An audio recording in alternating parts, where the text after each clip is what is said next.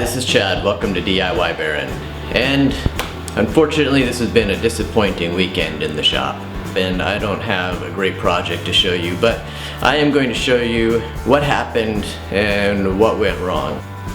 A while back, I built these benches and always wanted something to go on the shelf of these benches, not a basket or a box of some type. And I wanted to try out this Dovetailer jig, and so I thought this would be a perfect project that I could do some dovetails and build some boxes. And I wanted to use some reclaimed wood that I had.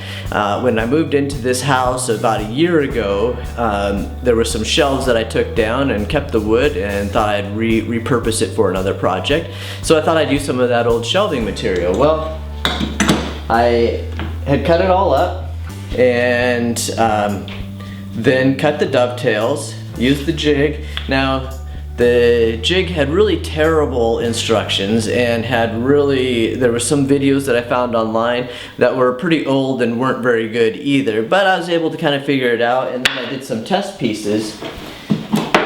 Started off just doing some test pieces with some extra wood that I had, and found that this old wood that I was planning to use was pretty dry and brittle. I'm not even exactly sure what type of wood it is, but you know, when I cut my dovetails, you can see on this piece here, when I pounded the dovetails in, all of them broke off, and so I was a little hesitant to even move forward, but I had already cut all of the wood and thought I'm just going to give it a shot, and maybe if I'm extra careful cutting the dovetails, maybe they'll fit together enough where I can glue it together and make some nice boxes. Because I do think that once this wood was sanded down and polished, maybe just with some wax, that it would look really nice. So I proceeded to do that today. I cut all of the pins and the tails and began trying to assemble it. Yeah, right away you can see this one broke off, and I'm sure these others would break off pretty easily too.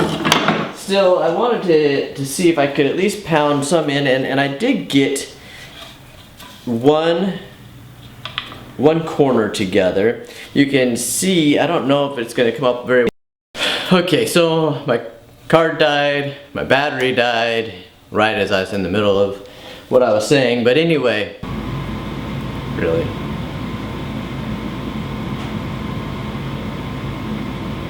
Before my card died, I had shown that on this, where I had actually managed to pound these together, and it took very little effort just to bend this and break these off. So this wood just is not usable for this project.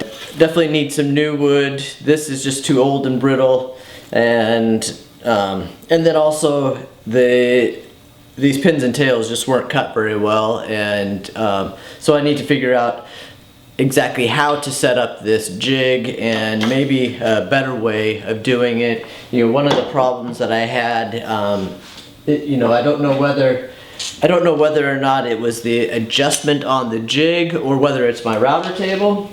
Just go over this router table real quick. It's a Ryobi router table.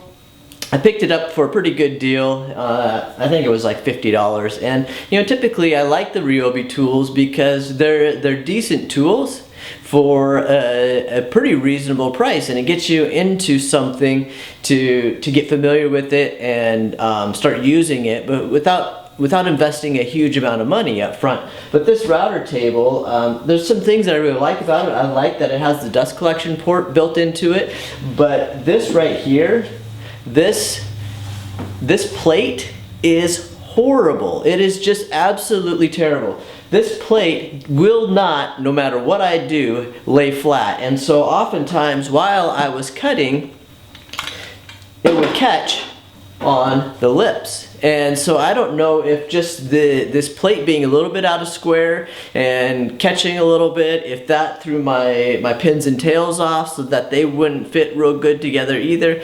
I don't know. What I might do next time I try this jig is to hand hold the router and clamp the wood instead of using the router table.